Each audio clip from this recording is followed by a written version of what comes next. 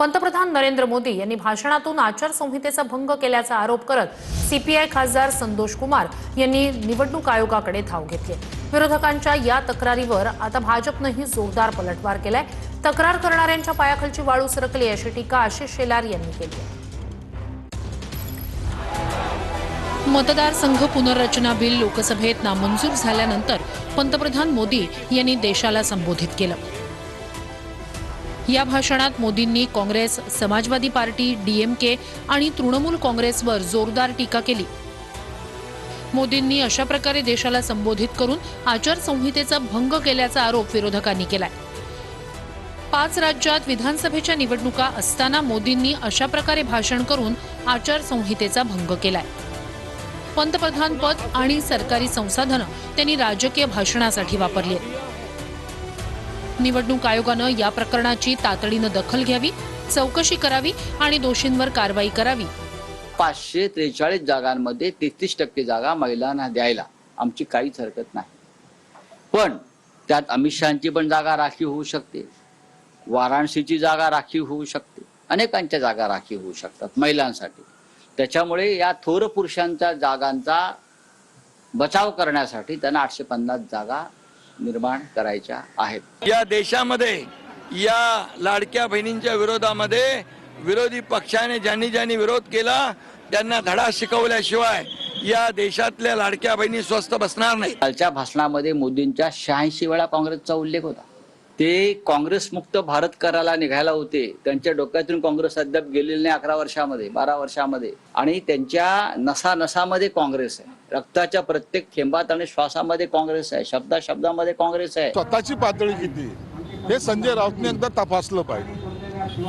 दुसऱ्याच्या असलेल्या आशीर्वादावर जगणारे हे लोक देशाच्या पंतप्रधानावर टीका करताना अशा पद्धतीच करतात, म्हणून त्यांच्यावर जास्त लक्ष लोक देत नाहीत। देशाच्या पंतप्रधानांना खोटं बोलण्याचा राष्ट्रीय आजार जडलेला आहे आणि तो भयंकर आहे। खरं म्हणजे महिला विधेयकाची गोहत्या तुम्ही केलेली आहे। जनतेनं तुम्हाला लुळं पांगळं करून टाकलंय। विधानसभा निवडणूक, महापालिका निवडणुकीत, या निवडणुकीमध्ये उभाटा गट लुळा पांगळा करण्याचं काम जनतेने केले। महिला आरक्षणाच्या आड परिसीमन करून, डिलिमिटेशन करून ही पूर्ण षड्यंत्र रचून कायमची सत्ता हातात कशी राहील अशा पद्धतीचा एक यामागचा कुटील डाव नरेंद्र मोदी सरकारचा होता आहे। तुम्ही पंतप्रधानांवर राजकीय भाष्य करता त्यावेळेला स्वतःचं आत्मपरीक्षण का नाही करत? काँग्रेसने हे पाप केलंय, काँग्रेसला या पापाची शिक्षा भोगावी लागेल। उद्या सभागृहामध्ये मी स्वतः मुंबईची महापौर काळी साडी नेसून त्या ठिकाणी बसणाऱ्या निषेध करण्यासाठी, आणि आम्हाला या ठिकाणी मान सन्मान देण्याचं काम अजिबात त्या संसदेमध्ये काँग्रेसने केलेले नाही, नतभ्रष्ट त्या राहुल गांधींनी केलेले नाहीये।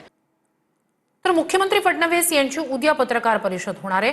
महिला विधेयकाच्या मुद्द्यावर ही पत्रकार परिषद असणार आहे। उद्या सकाळी 11 वाजता मुंबईत पत्रकार परिषदेचं आयोजन करण्यात आलंय। मुख्यमंत्र्यांसह महायुतीचे काही प्रमुख नेतेही पत्रकार परिषदेला उपस्थित राहणार आहेत। महिला आरक्षण विधेयकाबाबत इंडिया आघाडीनं घेतलेल्या भूमिकेवरून महायुती विरोधकांना घेरणार असल्याची सूत्रांची माहिती आहे।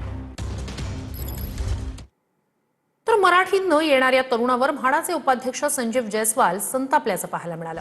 तुम्ही घुसखोर आहात की नाही हे सिद्ध करायची वेळ माझ्यावर आणू नका, तू घुसखोर असशील तो तुला इथूनच उचलून घेऊन जाईन अशी धमकी संजीव जयस्वाल यांनी दिली आहे। यावर भाजपच्या प्रवीण दरेकर यांनी म्हाडा उपाध्यक्ष संजीव जयस्वाल यांना छापलंय।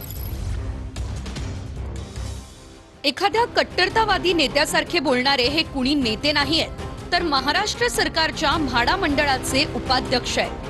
सरकार जनतेच्याच पैशांमधून मुंबईमधल्या लोकांना स्वस्तात घर देतं, मात्र म्हाडा अधिकारी संजय जयस्वाल यांची बोलण्याची पद्धत ऐकली तर ते स्वतःच्या पैशांमधून लोकांना फुकटात घरं देत आहेत की काय अशी शंका येईल। तुमच्या इथे संवाद करायच्या काही इच्छा नाहीये, तुमच्या पुनर्वसनसाठी इच्छा नाहीये, तो या कारणावर मी आजच्या ह्या सभा इथे संपवतो आहे।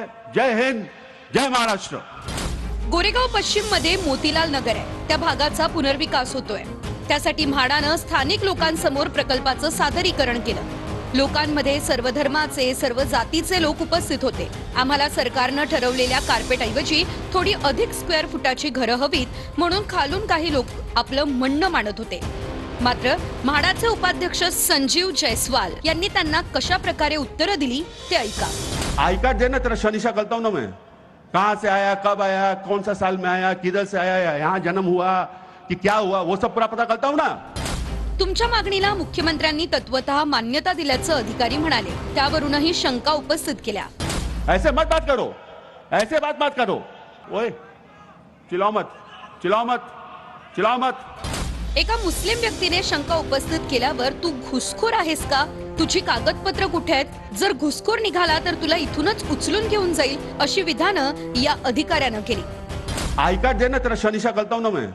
कहां से आया, कब आया, कौन सा साल में आया, किधर से आया, यहाँ जन्म हुआ कि क्या हुआ, वो सब पूरा पता करता हूं ना. पता करता हूं तेरे बारे. और अगर तू घुसखोर निकला ना तो तेरे को यहीं से उठा के ले जाऊंगा.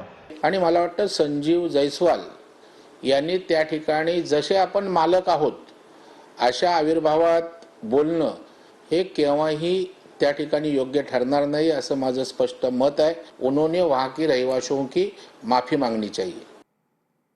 अमरावतीतील लैंगिक शोषण प्रकरणावरून आता विजय वडेट्टीवार आणि नवनीत राणा यांच्यात शाब्दिक युद्ध पेटलंय. वडेट्टीवार यांनी राणांना विषवल्ली असं म्हणत प्रहार केलाय, तर राणांनी काँग्रेसवर हिरवे साप पोसल्याचा गंभीर आरोप केलाय. त्यातच TCS प्रकरणावर चिल्लर माणसं का बोलत नाहीत असा थेट सवाल सुद्धा नवनीत राणा यांनी विचारलाय. पाहूया. अमरावतीमधील लैंगिक शोषणाच्या प्रकरणावरून वडेट्टीवार यांनी नवनीत राणांवर हल्लाबोल केलाय. नवनीत राणा म्हणजे जातीय विष पसरवण्यासाठी पोसलेली विषवल्ली असल्याचं वडेट्टीवार यांनी म्हटलंय. हे चिल्लर लोक आहेत, काँग्रेसनं हिरवे विषारी साप जोपासलेत असं म्हणत नवनीत राणा यांनी वडेट्टीवारांवर पलटवार केलाय.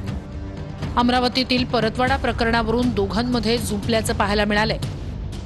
नवनीत राणा ही एक पोसलेली जातीय विष पेरण्यासाठी हे एक विषवल्ली आहे असं मी मानतो. विषवल्ली. नवनीत राणा म्हणजे जात आणि धर्मामध्ये भांडणं लावून सत्तेची पोळी कशी शकता येईल अशा प्रकारची पोसलेली, पाणी घालून म्हणजे जिवंत ठेवणारी ही विषवल्ली आहे. हे सगळे चिल्लर लोक आहे. या चिल्लर माणसांवर बोलायची मला काही गरज नाहीये. पण एक मी सांगू शकते की काँग्रेसनी हिरवे विषारी साप पोसून ठेवलेले म्हणून एवढे वडवड करतात. हे हिरवे विषारी सापांना जपण्याचं काम आणि त्यांच्यावर हा सगळे प्रकरण दाबण्याचं काम काँग्रेसने केलं होतं. अरे बलात्कार असेल, महिलावरील अत्याचार असेल, शोषण असेल, इथे जात धर्मपंथ येतो कुठे? तिथे बुरखेवाले नव्हते. तुला कसं माहित? नवनीत राणाला कशाच्या आधारावर बोलली? तोंडात आलं, तोंडाच्या वापा बाहेर काढायच्या. या चिल्लर माणसांनी TCSचा प्रकरण झाला नाशिकचं, तेव्हा का वडवड नाही निघाली बाहेर? तेव्हा हिरवे विषारी सापांना जपण्याचं काम करत होते, वाचवण्याचं काम करत होते. त्यांच्यावर बोला. यवतमाळच्या राळेगाव तालुक्यात 6 महिन्यात तब्बल 34 मुली गायब झाल्याची धक्कादायक माहिती समोर आली. गायब झालेल्या मुलींची मानवी तस्करी केली जात असल्याची माहिती आहे. आदिवासी मुलींना त्यांच्या पालकांना पैशाचं आमिष देऊन फूस लावली जात असल्याचा आरोप भाजप जिल्हाध्यक्ष प्रफुल्ल चव्हाण यांनी केलाय.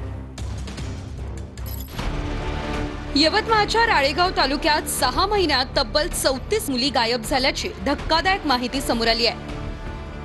गायब झालेल्या मुलींची मानवी तस्करी केली जात असल्याची माहिती आहे. यात एक मुलगी आणि एक प्रियकर त्यांची कथित ऑडिओ क्लिप समोर आली आहे. आदिवासी मुलींना आणि त्यांच्या पालकांना पैशांचं आमिष देऊन अशा पद्धतीनं फूस लावली जात असल्याचा आरोप भाजपचे जिल्हाध्यक्ष प्रफुल्ल चव्हाण यांनी केलाय. छोट्या छोट्या अल्पवयीन मुलींचं या बाबतीमध्ये मानव तस्करी करणं, त्यांचं जबरीनं लग्न लावून देणं हे अतिशय गंभीर बाब आहे. 4-5 दिवसा अगोदर आमच्या हाती एक ऑडिओ क्लिप आली. ती ऑडिओ क्लिप म्हणजे एक महिला जी त्या सिंडिकेटचा पार्ट आहे, तिची मुलगी आणि तिचा प्रियकर ते बोलतानाची ती ऑडिओ क्लिप आहे. ती ऑडिओ क्लिप अतिशय गंभीर आहे. त्यातला संवाद आपलं मन हेलावून टाकणार आहे. आणि रातोरात आम्ही एका मुलीला याच्यातून वाचविलं. ते ऑडिओ क्लिप आम्ही पोलीस प्रशासनाला दिली आहे. या ऑडिओ क्लिपच्या माध्यमातून जर गेले तर खूप मोठं रॅकेट आपल्या समोर येईल. चांगलं का? पोरीचं काम घेऊन चालली म्हणतो तो पुण्याले. अच्छा अच्छा. एकटीच? एकटीने तर काल 10 जणांना नेणार आहे. शुभम मामा चालला संग. शुभम मामा कोण? पोरी काढणारा. अच्छा. कुठं कुठच्या? आपल्याच गावातला आहे. हे इकडं राहते फुकटनगर मध्ये. अच्छा अच्छा.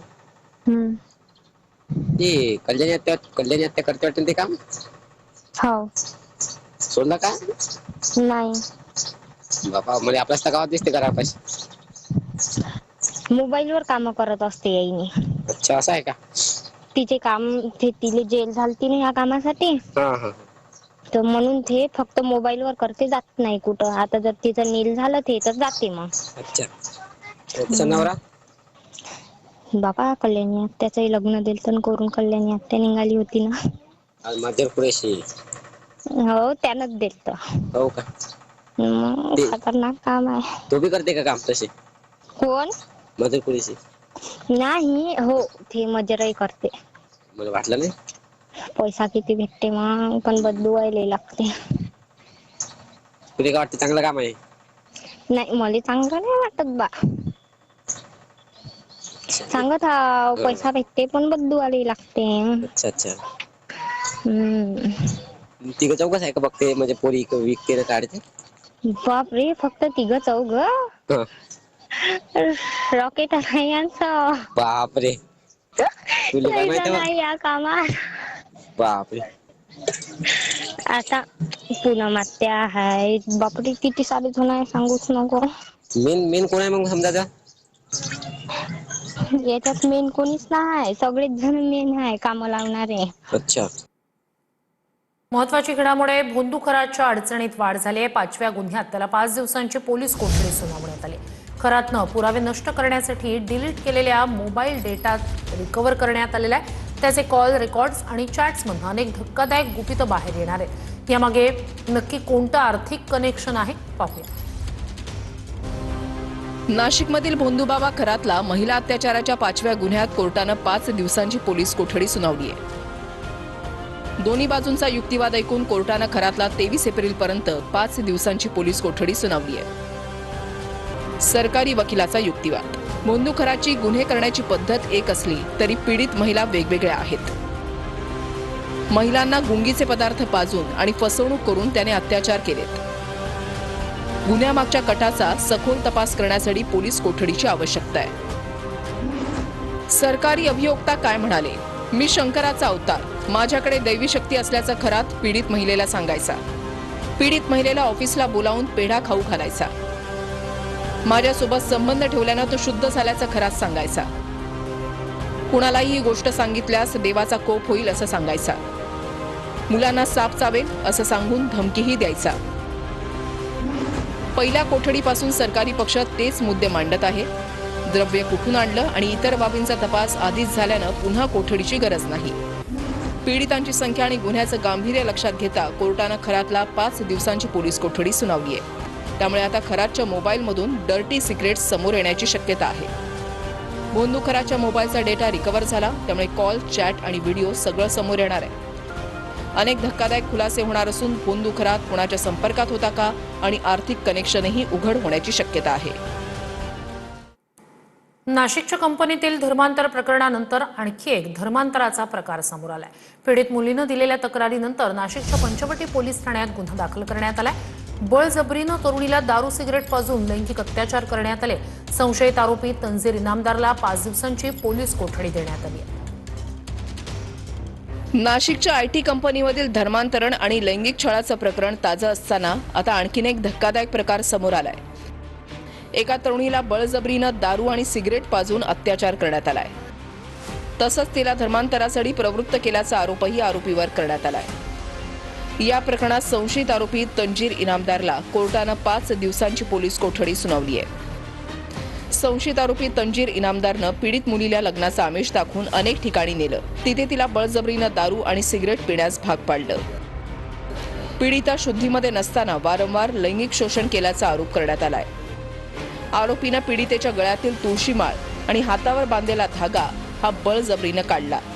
पीडितेला गजवाय हिंदचं पालन करण्यास सांगून धर्मांतरासाठी दबाव टाकला. पीडितेचे आक्षेपार्ह फोटो व्हायरल करण्याची धमकी देऊन वारंवार लॉजवर नेलं. संशयित तंजीर इनामदारनं अशाच पद्धतीनं शहरातील आणखीन काही मुलींना आपल्या जाळ्यात ओढून त्यांचं शोषण केल्याचा दाट संशय व्यक्त केला जातोय. ग्रामीण भागात वादळी वाऱ्यासह गारपीट झाली. शिरोळ तालुक्यातील जयसिंगपूर आणि दानोळी या ठिकाणी गारांचा पाऊस झालाय, तर दुसरीकडे सोलापूरच्या अक्कलकोटमध्येही गारपिटीसह मुसळधार पाऊस बरसलाय. बोरेगाव, हन्नूर, दर्शनाळ या गावांना पावसानं झोडपलंय. दर्शनाळ इथल्या अर्जुन गाडेकर या शेतकऱ्याच्या घरात पावसाचं पाणी शिरल्यानं गहू, ज्वारी, कांदा ही पिकं भिजून गेली आहेत.